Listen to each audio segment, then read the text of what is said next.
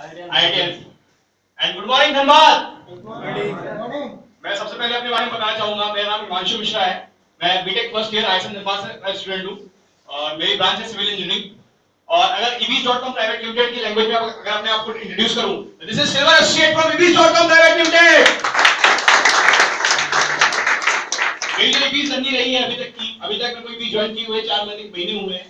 और मेरी जो ebis जर्नी है उसको अगर मैं डिस्क्राइब करूं तो मैं उसको 3 पार्ट्स में डिवाइड करके आपको बताऊंगा। सबसे पहले एक पास्ट, फिर प्रेजेंट, फिर फ्यूचर। अगर पास्ट की बात करूं तो जैसा बाकी सब लोगों ने बताया यहाँ पे, मतलब सभी लोग एक जनरल से बैकग्राउंड से बिलोंग करते हैं। मैं भी एक बहुत मिडिल क्लास फैमिली से बिलोंग करता हूँ। और यहाँ पे मतलब आपको पता होगा मैं बहुत गांव से, मतलब जो रूरल एरिया होता है, बहुत गांव से बिलोंग करता हूँ। तो मेरी पढ़ाई भी मतलब 5th-6th क्लास की पढ़ाई भी वहीं से हुई। फिर मतलब मैंने भी एकेडमी से बहुत अच्छा परफॉर्म किया। 10th क्लास में जीपीए की बात किया तो 9.8 जीपीए आई थी। और उसके बाद से 12th क्लास में 90% मेरे मार्क्स थे।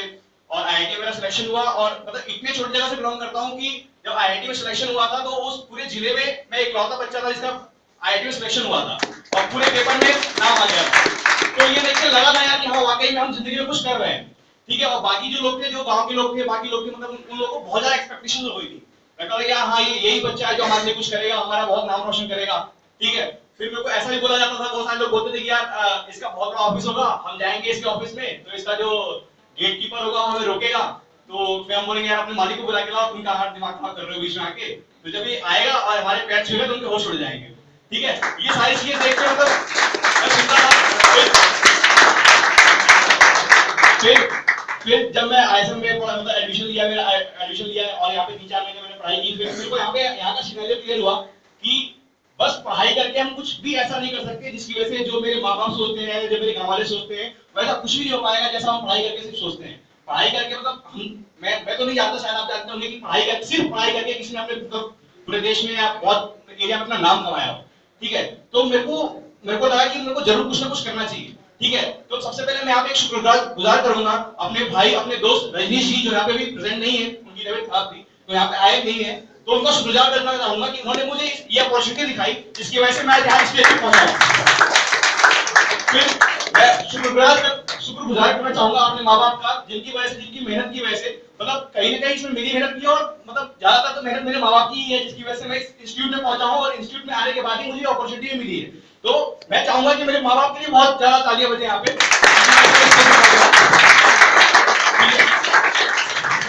अभी आपने सुना होगा कि मेरी बीच में यहाँ पे मैं फर्स्ट ईयर का स्टूडेंट हूँ और मेरी टीम 100 लोगों की है। तो यहाँ पे एक और 2 इंसान जो यहाँ पे प्रेजेंट है, एक आकाश श्रीवास्तव सर जो प्रेजेंट नहीं है यहाँ पे, और प्रयास त्यागी सर, उनके भी बहुत राउंड ऑफ अप्लॉज चाहूंगा जिनकी वजह से मैं स्टेज पे हूँ। ठीक है।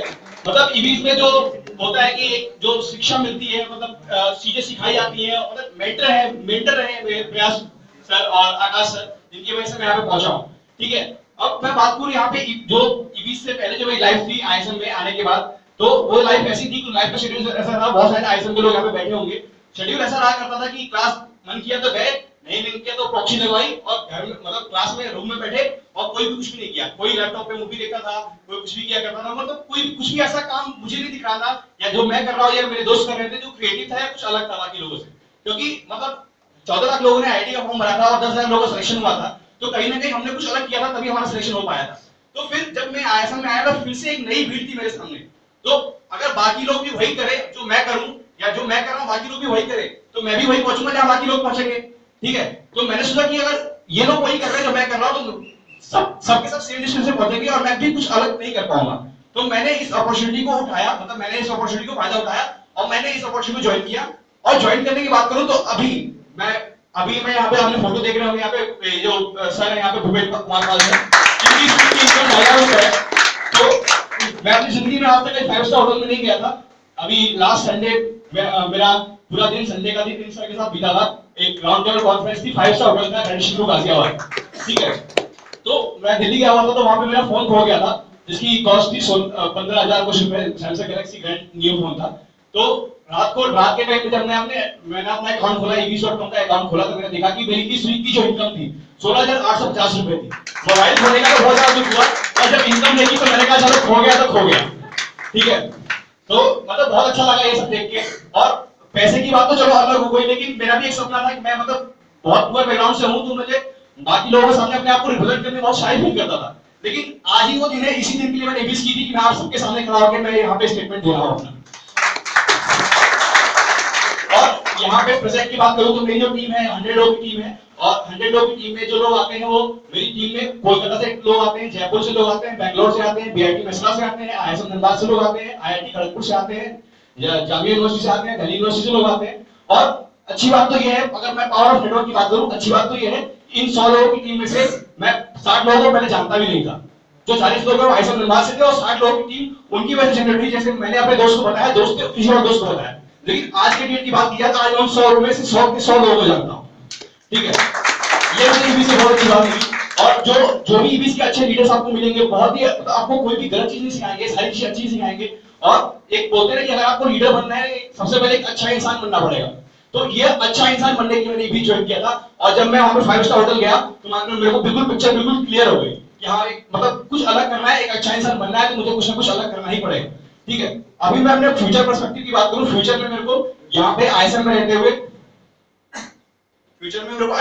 हुए अपने, अभी मैं बताऊं ईबीस इनकम की अगर बात कर ले, ईबीस की इनकम की बात करें तो मैं ईबीस की इनकम की वजह से अभी जितनी इनकम है उतनी इनकम से मैं जब चाहूं तब बाइक खरीद सकता हूं, जब चाहूं तब। पर मैंने खुद से एक मतलब चैलेंज लिया हुआ है, जब तक मेरा नाम highest earners of the week में नहीं आया था।